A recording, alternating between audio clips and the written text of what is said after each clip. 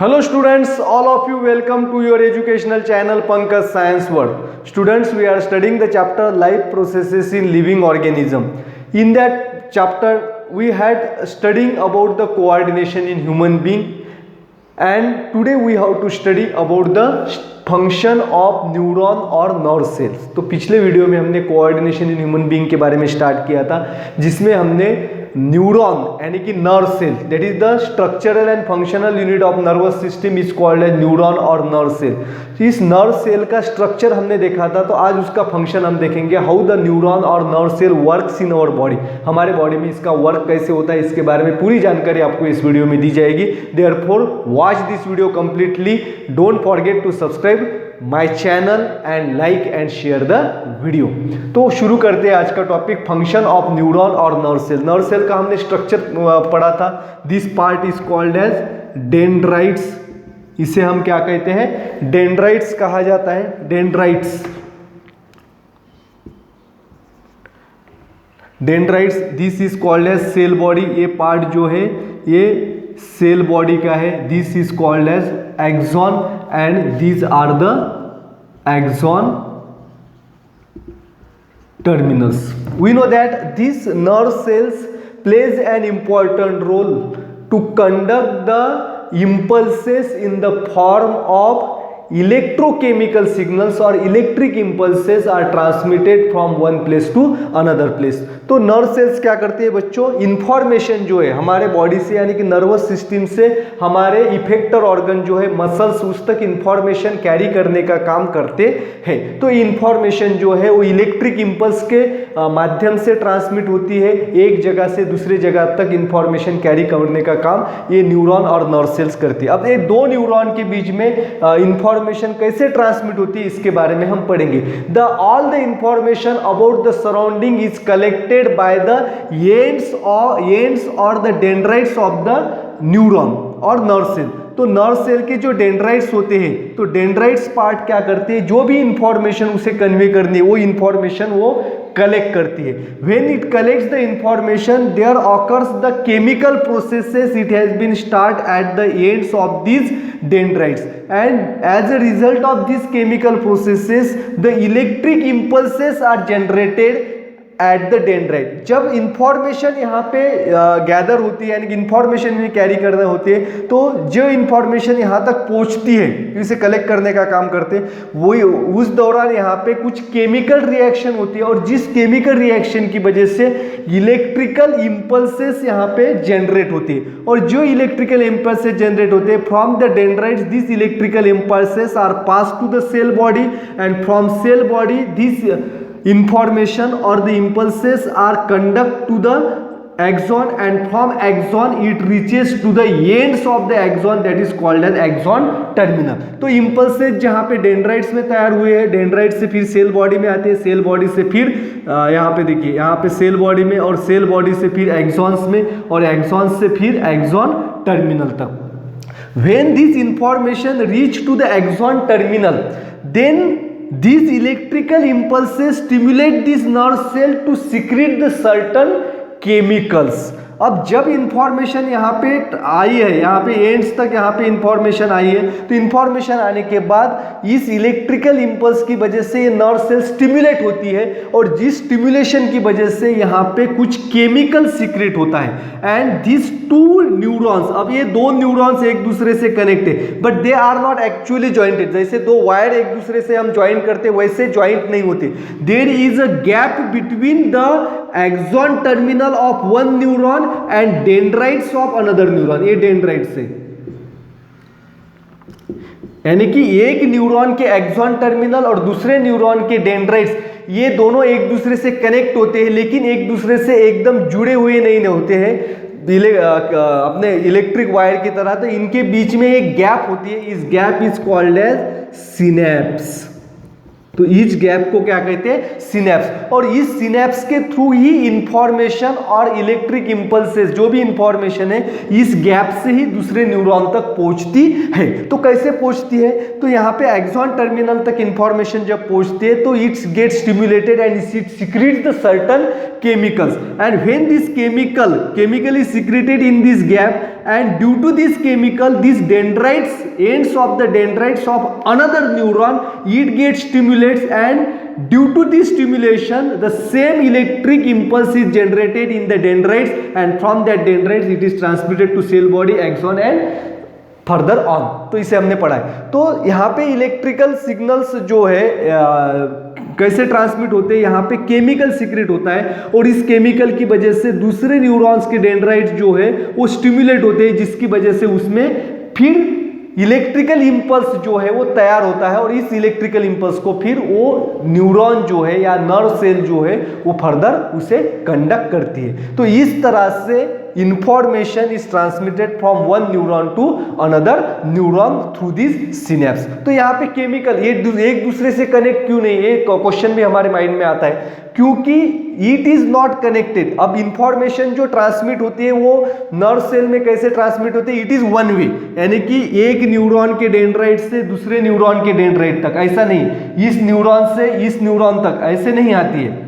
Dendrites, एक neuron के dendrite से फिर एक्सॉन टर्मिनल और दूसरे, ऐसे information is transmitted one way, इस दिशा में ये जाएगी, इस दिशा में इंफॉर्मेशन कंडक्ट नहीं होती है। और दूसरी बात ये है कि बहुत बार क्या होता है कि एक इलेक्ट्रिकल इंपल्स के बाद दूसरा इंपल्स भी जनरेट होता है, तो यानी कि एक इंफॉर्मेशन ट्रांसमिट होने के बाद दूसरी इंफॉर्मेशन भी ट्रांसमिट करनी, तो दोनों इंफॉर्मेशन एक दूसरे से मिक्स ना हो, उनके बीच में कंफ्यूजन ना हो, इसीलिए ये दोनों कनेक्ट नहीं होते। अगर दोनों कनेक्ट हुए तो एक इंफॉर्मेशन गई तो दूसरी इंफॉर्मेशन गई तो वो मिक्स हो सकती है, इसकी वजह से दिस गैप और synapse plays an important role. तो यहाँ पे this synapse is acts as a electrical switch, ये इलेक्ट्रिकल स्विच की तरह है। जैसे ही केमिकल सीक्रेट हुआ वहां पे स्विच ऑन होता है और इलेक्ट्रिकल इंपल्स दूसरे न्यूरॉन में जनरेट होता है। और जैसे ही इंफॉर्मेशन यहाँ पे कैरी हुई तो ये केमिकल कांटेक्ट यहाँ पे क्या होता है, उनका संपर्क जो है वो टूट जाता है। केमिकल जो सीक्रेट हुआ है वो यहाँ पे जो है वैनिश हो जाता है और फिर यहाँ पे स्विच बंद होता है। और जैसे ही दूसरी इंफॉर्मेशन आ गई फिर से स्विच ऑन होगा, केमिकल जहाँ पे सीक्रेट होगा तो स्विच ऑन होगा, इंफॉर्मेशन ट्रांसमिट होगी, इंफॉर्मेशन ट्रांसमिट होने के बाद यहाँ पे स्विच ऑफ होता है। Therefore this synapse acts as a switch in this circuit of the information when it is transmitted from one neuron to another neuron, and in this way the impulses are conducted in other body, and finally the information is or the electric impulses are reached to the muscle cell or gland, और finally information कहाँ पे पहुंचती है? Muscle cell और glands पे पहुंचती है। और वेयर द न्यूरॉन्स, अब यहाँ पे डायग्राम में देख पा रहे हैं, where the nerve endings or the axon terminals are connected with the muscles, that point or that place is called a neuromuscular junction। वहां उसे क्या कहते हैं? Neuromuscular junction. और वहां पे भी ये न्यूरॉन्स जो है, एक्सॉन टर्मिनल जो है, वो मसल से डायरेक्ट कांटेक्ट में नहीं है, वहां पे भी एक सिनेप्स है, यानी कि वहां पे भी एक स्विच है, वहां पे भी इंफॉर्मेशन की ट्रांसमिशन इसी तरह से होती है।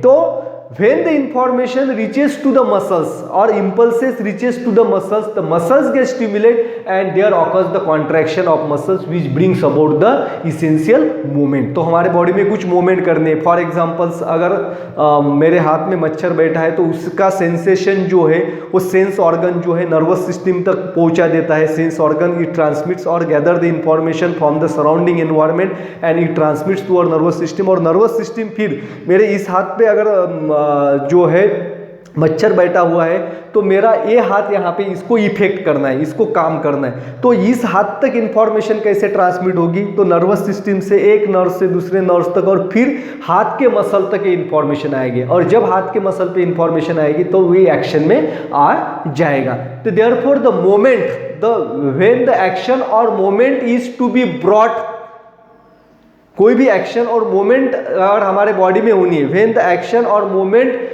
is to be brought in the body, the muscle cells have to bring about their work, and the work of the muscular tissue comes last in this sequence. तो इस सीक्वेंस में muscles जो है वो सबसे आखिरी में एक्शन में आते हैं, यानी कि एक एक्शन तो फास्ट होती है, लेकिन इसमें देखिए पहले यहाँ पे मॉस्किटो जो है ये हमारे हाथ पे बैठेगा, उसको काटेगा, काटने की इंफॉर्मेशन जब हमारे नर्वस सिस्टम तक पहुँचेंगी, नर्वस सिस्टम पे पहुँचने के बाद नर्वस सिस्टम से इंफॉर्मेशन जो है मेरे इस हैंड तक पहुँचेगी, इस हैंड के मसल तक पहुँचेगी, यानी कि सबसे आखिरी मसल तक पहुँचेगी, और फिर मसल यहाँ पे एक्शन में आता है. Therefore the moment of muscle cell is very essential to bring about the action, to bring about any action और मोमेंट. कोई भी एक्शन और मोमेंट होनी है तो वहां पे मसल सेल जो है वो एक्टिव होने चाहिए. मसल सेल कब एक्टिव होते हैं कि जब वहां पे इलेक्ट्रिकल इंपल्स पहुंचता है. And when electrical impulses reaches to the muscle cell, then muscle sales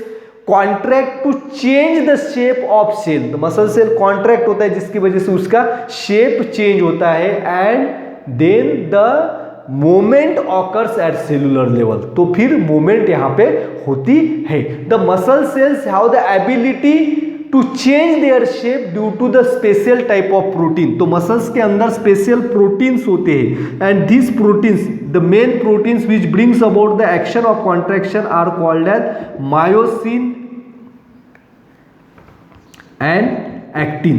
तो एक्टिन और मायोसिन, तो और भी प्रोटीन्स मसल्स के अंदर होते हैं. All the proteins in the muscles collectively called as myo fibrillar proteins, myofibrillar protein. तो मायोसिन जो है, we know that the muscles are made up of fibres. Muscle cell जो है फाइबर्स की तैयार होते हैं. The thick fibres contains the myosin and thin fibers contain the actin, and these actin and myosins are the special type of protein which brings about the contraction and relaxation of our muscles. Muscles का contract, क्योंकि muscles जब act होते हैं, हमारे body की कोई भी movement होती है तो वहाँ पे मसल्स कॉन्ट्रैक्ट होती है. तो it is the property of muscles to contract. And beside this contraction of property of muscles, due to this special type of protein, the muscle cells have the ability to respond the impulse of the nerves. अब nerve जो impulse यहाँ पे transmit करते हैं, तो वहाँ पे chemical contact वहाँ पे होता है न्यूरोमस्कुलर जंक्शन में, और जैसे ही केमिकल कांटेक्ट होता है तो मसल्स के प्रोटीन जो है वो स्टिमुलेट होते हैं, और जैसे ही मसल प्रोटीन स्टिमुलेट होते हैं तो वो एक्शन में आ जाते हैं, और जैसे ही वो एक्शन में आ जाते हैं तो मसल्स वहाँ पे काम करना शुरू करता है, जिसकी वजह से हमारे बॉडी में अलग अलग तरह की मूवमेंट्स होते रहती है. And in this way the nervous system is a well organised network of the nerves and which conducts the information in the form of electric impulses from one part of body to another part of body. Therefore हमारी nervous system जो है, nervous system में पूरे nerves का network है, यानी कि nerve cells जो है, नर्व सेल्स और न्यूरो गैंग्लिया, उसकी उन दोनों से क्या बनता है, नर्व्स बनते हैं, और इस नर्व्स का पूरा कनेक्शन, पूरा नेटवर्क हमारे बॉडी के अंदर है, और इस नेटवर्क की वजह से ही जो इंफॉर्मेशन है वो एक जगह से दूसरी जगह पे जाती है. और इंफॉर्मेशन कैसे ट्रांसमिट होते हैं, इलेक्ट्रिक इंपल्स के थ्रू. आ गया समझ में. And this is all about the functions of neuron और नर्व सेल्स. तो कल की वीडियो में हम टाइप्स ऑफ नर्व सेल्स और न्यूरॉन्स के बारे में पढ़ेंगे. नर्व सेल्स कितने प्रकार के होते हैं और उनके काम कैसे चलता है. And thanks for watching complete video. Don't forget to subscribe my channel. Thank you.